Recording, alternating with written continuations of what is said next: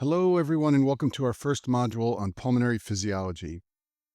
Let's start by talking about modes of breathing in the human body. And you can basically think of the human body as having two different modes of breathing. The first is called quiet breathing. It's also called tidal breathing. Sometimes it's even called normal breathing. But this is basically the breathing that we do when we're at rest. So when you're at rest, whether you're sitting in a chair or even sleeping, you don't have to use cognitive effort to breathe. Your body will automatically breathe, and the type of breathing it will conduct is called quiet or tidal breathing. This form of breathing is mostly all related to the diaphragm contracting and relaxing, and the volume of air that moves in and out of your lungs during quiet or tidal breathing is called the tidal volume. In contrast, forced breathing is something you do with exercise, or if you're in respiratory distress, or maybe when you're singing. And when you do this type of breathing, you use accessory muscles in the neck and the abdomen. And in the video on pulmonary anatomy, I talk about the different muscles that are used in forced breathing. And the reason forced breathing is done is because when you do this, you increase the volumes of air coming in and out. And so this is helpful when you're doing things like exercise or when a person is in respiratory distress.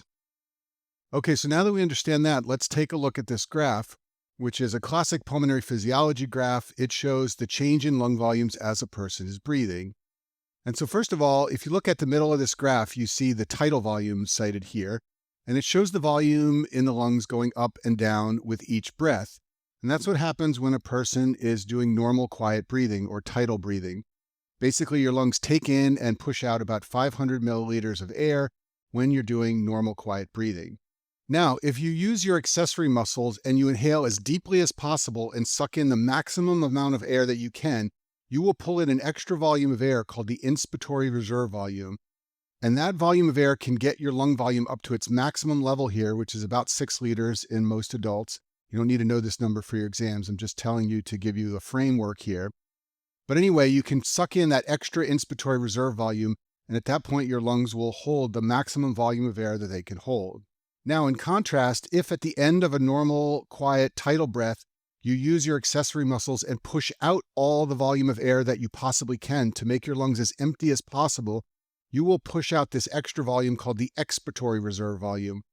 And when you do that, your lungs will be down to their smallest possible amount of air they can hold. This is called the residual volume. There's a volume of air in your lungs called the residual volume that you can never get out. Even if you use all your accessory muscles and push out this expiratory reserve volume, you still can't get this last little bit of 1200 cc's or so of air out of your lungs. And so these are the four major lung volumes that you need to know: the tidal volume, the inspiratory reserve volume, the expiratory reserve volume, and the residual volume. And so in this slide, I've summarized these four volumes. Tidal volume is the in and out air with each quiet breath. Inspiratory reserve volume is extra air you can draw in with forced breathing. The lungs will be filled to capacity. Expiratory reserve volume is the extra air that you can push out with force, and when you do this, the lungs will be as empty as you can get them. Only the residual volume will remain. And then lastly, that residual volume is the air that can't be blown out no matter how hard you try with your accessory muscles. Okay, so now that we understand that, let's talk about lung capacities. And a lung capacity is a sum of two or more of those volumes that we talked about in the last slide. So first, let's talk about the total lung capacity. This is the maximum volume of air your lungs can hold. It's this 6-liter number here at the top of the graph. And it's equal to all four of those volumes added together that we talked about in the last slide. So if you take the residual volume, you add the ERV, the tidal volume, and the IRV, you get up to this maximum amount right here, and that is the total lung capacity shown here on this graph. Next capacity is the vital capacity. This is the most volume of air that you can exhale. So remember, you can never exhale or push out this residual volume. So the vital capacity shown here is the sum of only these three volumes: the ERV, the tidal volume, and the IRV. Remember, you can never push out that residual volume, so your vital capacity is not going to be equal to the total lung capacity. It's slightly less minus the residual volume. And then the inspiratory capacity is the most air that you can inspire. This is sort of a less important capacity. It doesn't come up as much as some of the others, but it's shown right here. And it's basically if at the end of a tidal volume breath, you were to inhale the most volume that you could, you would inhale this inspiratory capacity. It's equal to the IRV plus the tidal volume. Okay, and now we come to the most important capacity for you to understand. This is the highest yield concept of all these lungs and capacities for you to understand, and that's the functional residual capacity. And this is the residual volume left in the lungs at the end of quiet expiration. Let's look down at the graph on the bottom right of the screen here. So this is tidal breathing right here. This is where you end up at the end of a tidal breath. And at that point, the volume left in the lungs is this FRC. It's equal to the residual volume plus the expiratory reserve volume. And this is the volume that's in the lungs when the system is relaxed. So if you're doing normal quiet breathing, like when you're sleeping and your diaphragm relaxes, the system will come to rest at this volume of air, the functional residual capacity. And the reason this is such an important capacity to understand is because it represents an equilibrium point. So this is where you come to rest at the end of a tidal breath. And at that point, the chest wall pulling out is equal to the lungs pulling in terms of force. So we're going to talk about this a lot in this video, but your chest wall wants to push outward and your lungs want to collapse inward. And so at the functional residual capacity, these two forces are balanced. And that's where you stop at the end of a quiet or tidal breath. Okay, so we're going to come back to that concept of functional residual capacity later, but now let's switch gears and talk about lung pressures. So up until now, we've been talking about the volume of air inside the lung. Now let's talk about the pressure exerted by those air molecules inside the lungs. And this is important because pressure is what drives air flow. So the first thing to know is that atmospheric pressure is equal to 760 millimeters of mercury. But in pulmonary physiology, we just call this 0 centimeters of water. And this is basically done just to make the math simpler. If you used 760, then the pressures inside the lungs would be like 765 and 750, and there would be all these big numbers. But by converting it to 0, it becomes much easier. The pressures are 0 and 5 and -5, and that's easier to understand. Okay, so there are a couple important pressures inside the lungs. The first is the alveolar pressure, which hopefully is easy to understand. This is the pressure of air inside the alveoli. So if you look at my little cartoon here on the screen, which I'm going to use over and over to explain lung pressures, we've got air coming into an alveolus here. Out here is the interpleural space, and it's surrounded by the chest wall. So the first pressure we're talking about is the alveolar pressure, which is the pressure inside this alveolus in my cartoon. The next pressure is the intrapleural pressure. This is the pressure in the pleural space. So it's the pressure here in the space between the alveoli and the chest wall. And then finally, we have the transpulmonary pressure. This is a very important pressure. That's why I bolded it on this slide. It's equal to the alveolar pressure minus the intrapleural pressure. It's the pressure across the walls of the alveoli, like what's shown here. And this is a very important pressure because it's necessary to keep the alveoli open. Remember, your alveoli are surrounded by surface tension molecules, liquid molecules. The alveoli want to collapse. So you need a positive transpulmonary pressure to keep them open. If the transpulmonary pressure is 0, or if it was negative, your alveoli would collapse, and that would impair gas exchange, and that would be very bad. So we want to have a positive transpulmonary pressure in order to keep the alveoli open. So this will make more sense if we just put in some actual numbers. So as I said, transpulmonary pressure is alveolar pressure minus intrapleural pressure. So let's look at this cartoon on the left here. Let's imagine we have an alveolar pressure of +5. That means molecules are pushing against the walls of the alveoli with a force of +5. And then let's imagine we had an intrapleural pressure of +5. That means molecules are pushing this way with a force of +5. Well, the transpulmonary pressure in this situation is 5 minus 5, which is 0, and that would be very bad. The alveoli would collapse, and this would not be compatible with life. On the right side, however, is a situation that actually occurs in the human body during points in the respiratory cycle. So the pressure inside the alveoli is 0, so it's equal to atmospheric pressure. And in the intrapleural space, we have a negative pressure of -5. And you can get a negative pressure in the intrapleural space because remember what I said, the chest wall is always trying to spring outward, and it can create a little vacuum in here with a negative pressure. And so in this situation, the transpulmonary pressure is 0 minus -5, and that's +5, and this is good. We have a pressure of +5 on the walls of the alveoli pushing to keep them open. And as I said, we'll see in a minute, this is a sort of setup that actually occurs during the respiratory cycle. And so I've written the key point over here, which is negative intrapleural pressure creates a positive transpulmonary pressure to keep the alveoli open. This is a major principle of pulmonary physiology. The pressure in the intrapleural space under normal conditions is negative, and that creates this positive TPP to maintain the alveoli and keep them from collapsing. So in this slide, I've summarized some of the key points about intrapleural pressure. These points are essential to understand if you're going to understand pulmonary physiology. So intrapleural pressure is always negative during quiet breathing. Your alveoli want to collapse. They want to pull inward and recoil. There are molecules on the surface creating surface tension, and these will collapse the alveoli if you don't have a force to keep them open. So you need an outward force, that transpulmonary pressure, to keep the alveoli open. Your chest wall creates the negative intrapleural pressure. The chest wall tends to expand, like all my arrows I've shown here. The chest wall wants to spring outward. and it creates a negative pressure in the pleural space. And that negative intrapleural pressure you can think of like a vacuum cleaner. It's sort of sucking the alveoli open. It's a negative pressure like -5 here. And as we saw before, when you calculate the transpulmonary pressure, it's positive in this situation, and that's what keeps the alveoli open. And there's a clinical tie-in of this transpulmonary pressure, intrapleural pressure situation, and that is a pneumothorax. So as we've seen, this is the normal setup in the lungs during quiet breathing in the respiratory cycle. This is what happens when there's a pneumothorax. So in a pneumothorax, there's a hole that allows air to leak into the intrapleural space, and it raises the intrapleural pressure from its normal negative situation to be a pressure of 0. At this point, you have a transpulmonary pressure of 0 minus 0, which is 0, and that's bad, and the lungs are going to collapse. And so this is the physiologic principle behind pneumothorax. It's all caused by loss of that negative intrapleural pressure. And I talk about pneumothorax in detail in other videos in terms of clinical features, but I'll just show you this is an x-ray here. The left lung in this person is normal. This is the right lung here. I've made it a little bit red so you can see it. It is collapsed. There's all this space over here that isn't filled by lung tissue, and that's what you get in a pneumothorax. Okay, so now we've talked about lung volumes and we've talked about lung pressures. Now let's talk about how those lung pressures drive air flow. So first of all, let's review some basic principles of how fluids like air move. So fluids move from a high pressure to a low pressure. So if you look at my cartoon on the slide here, we've got an alveolar pressure of 0, and we know that atmospheric pressure is also 0.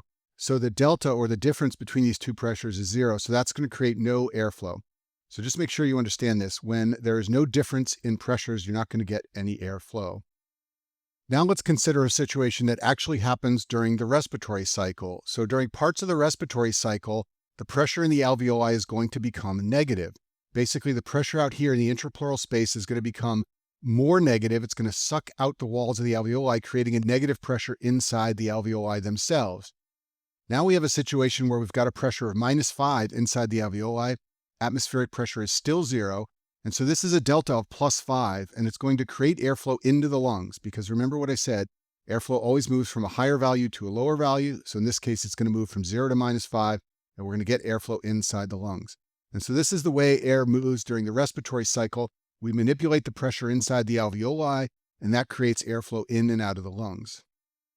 So now we understand that when you create a negative pressure in the alveoli, you draw air into the lungs. Well, how does the body create this negative pressure in the alveoli? Well, a very important principle of pulmonary physiology to understand is that negative pressure in the alveoli and airflow into the alveoli is driven by changing the intrapleural pressure. Your intrapleural pressure is always negative during quiet breathing, but it's going to become more negative when you inhale. When you inhale, the diaphragm contracts and the intrapleural pressure becomes even more negative compared to the resting state. This makes the pressure inside the alveoli negative, and this draws airflow into the lungs. And I'll explain this in more detail in just a minute. During exhalation, the reverse happens. The intrapleural pressure rises. It's still negative. It's always negative during quiet breathing, but it becomes less negative. And therefore, the alveolar pressure can become positive. I'll show you this in just a second. And this drives airflow out of the lungs. So the key point here is that changing of the intrapleural pressure is what sucks air into the lungs, and it's what allows air to flow back out of the lungs during exhalation. So here's another classic pulmonary physiology graph that you can find in any pulmonary physiology textbook, and it shows changes inside the lungs during quiet tidal breathing. So at the top is volume. So hopefully this makes sense to you. We always start at the FRC like we talked about before, and when you inhale, the volume goes up. Hopefully that makes sense. You're inhaling, you're bringing volume of air into the lungs. And when we exhale, volume goes down, and because we're doing normal, quiet tidal breathing, we always start and end at the FRC. Down at the bottom, we have the intrapleural pressure. And remember what I said before, it's always negative. At rest, it's about -5, but it goes to about -8 when we want to suck air into the lungs. That's what's happening here. We're making the intrapleural pressure more negative, and we're sucking volumes of air into the lungs. And then during exhalation, the intrapleural pressure goes back to the resting state, and this allows air to move out of the lungs. The trickiest part of this graph is the middle part, which shows the pressure inside the alveoli. So at rest, that's 0. It's equal to atmospheric pressure. It goes negative during inhalation, but then comes back to 0 when we're in between inhaling and exhaling. And then it becomes positive during exhalation and then goes back to 0. So in the next few slides, I'm going to explain this middle portion of this graph right here to you. But keep in mind the top and bottom portions of this graph, which hopefully make more sense. The volume is going up and down when we inhale and exhale, and the intrapleural pressure is always negative, but it's becoming more negative and less negative during quiet breathing. Okay, so to make sense of the changes in alveolar pressure during quiet breathing, let's go through the cartoon I've drawn on the slide here.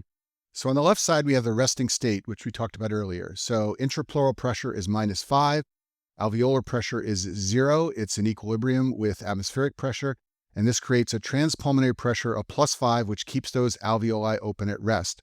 This is a good thing, and this is our resting state. Now we decide we're going to inhale as part of normal quiet breathing. So our diaphragm contracts and the intrapleural pressure becomes more negative. Let's imagine it goes down to -6.5.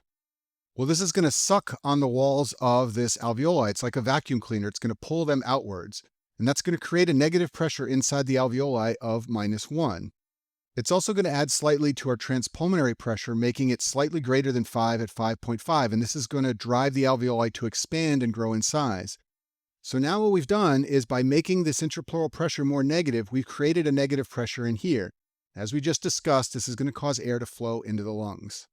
Now what's going to happen is eventually air is going to flow into the alveoli and it's going to raise the pressure in the alveoli back up to 0. So at the end of inhalation, the alveolar pressure comes back to 0 where it started in the resting state.